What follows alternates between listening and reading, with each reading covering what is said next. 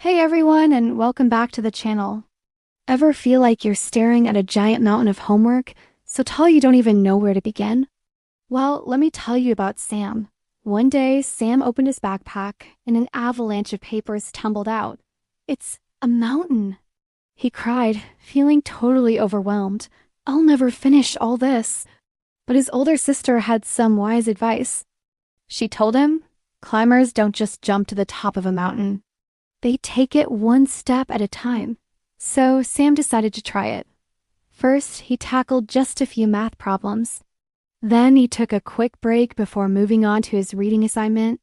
Next, he finished his science worksheet. Slowly but surely, with each small step, his homework mountain started to shrink. Before he knew it, it was gone. Sam smiled, proud that he had climbed his very own homework mountain.